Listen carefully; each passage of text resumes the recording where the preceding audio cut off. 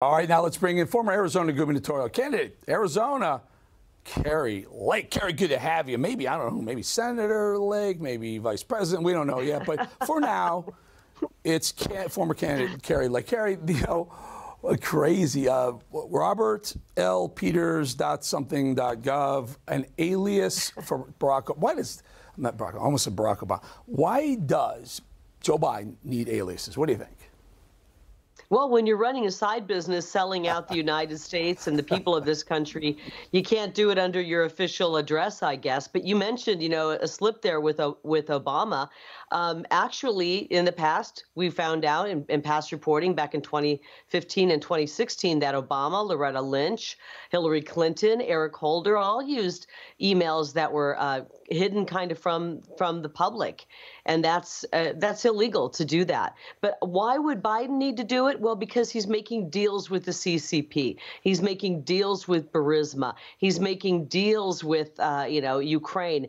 And maybe when he said, I never talked to my son about his business dealings, maybe he was referring to his alter ego, Robert Peters, as the guy that was talking to Biden. Maybe he's got a split personality or something like that. Yeah. But he's been caught red-handed, and there's no turning back from this. I wonder how much deeper it goes, Eric. The uniparty has not acted on this. They've known about some of this stuff for a long time. Makes me believe there are other people in Washington, D.C. who might have aliases, who might be doing some backroom deals. Well, okay, so let's talk a little bit. Remember Carlos Danger? Wasn't that Anthony Weiner? Was Carlos Danger, or was that Mitt Romney? Mitt Romney had one, too. Pierre Delecto. Pierre Delecto, yeah.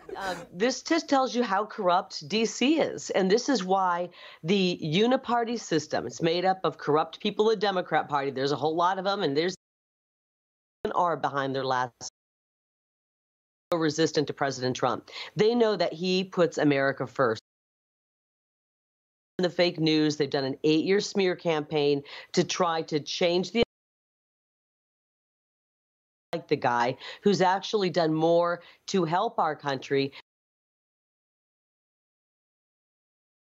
Want us talking about, the indictments. They're probably going to throw something more at him, because whenever there's bad news on Joe Biden, there's another indictment that rolls out on President Trump. The last thing they want Trump talking about is his incredible Agenda 47 to bring America back from the brink of destruction, with plans to end the cartels in Mexico so that they can't be pushing drugs across our border, to secure the border, to reform our education, to build these freedom cities by using a small portion of our federal land so that we can build new cities and our young people, our young adults can have hopes for owning a home someday and living the American dream, for addressing the chronic childhood illnesses and figuring out where they're coming from.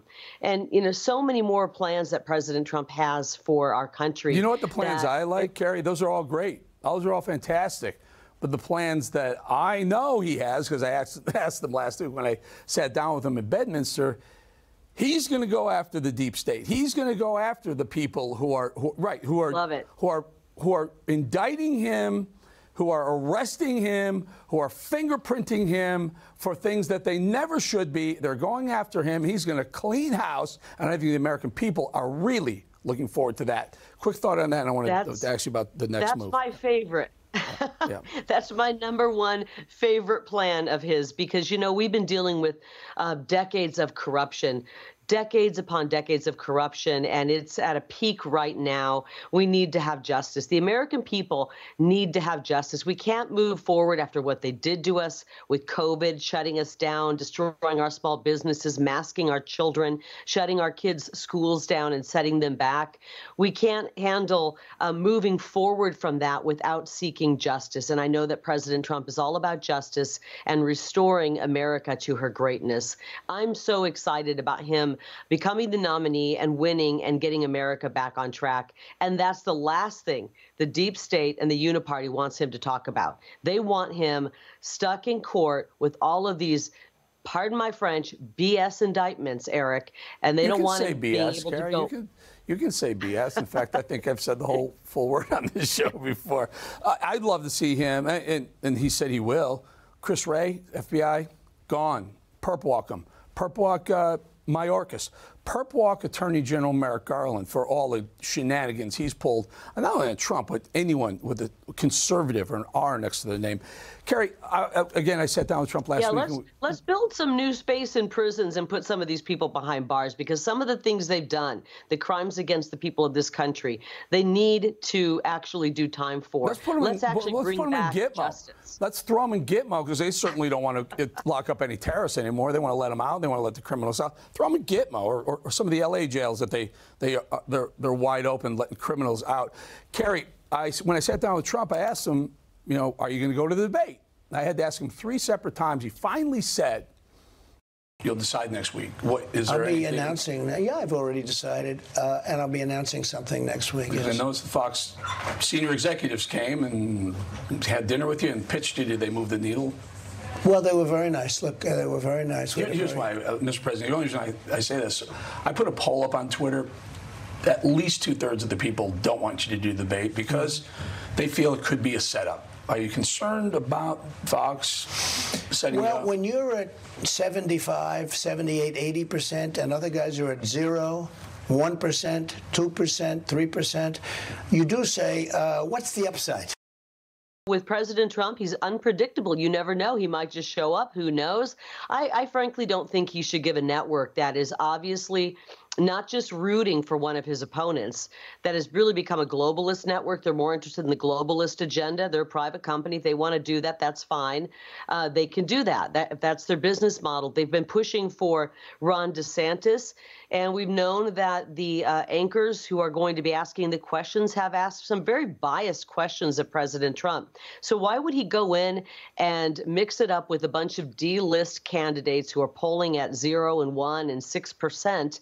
And let them have these gotcha moments and have to go after the moderators who are attacking him when he could sit down and talk about his policy, his plans to bring America back. That's what America really wants to hear. They don't want to watch Chris Christie bloviating. They don't want to watch DeSantis sweating and melting down. They want to actually watch President Trump and hear about his plans for America. So whatever he does, I believe America will be watching President Trump that night. The debate will go on. Without him, it will be a dud. That's my prediction. It will be dud. It's not even watchable. All right, Kari, good having you on. Appreciate your time. Have a great weekend if I don't speak to you until. Thank you, Eric.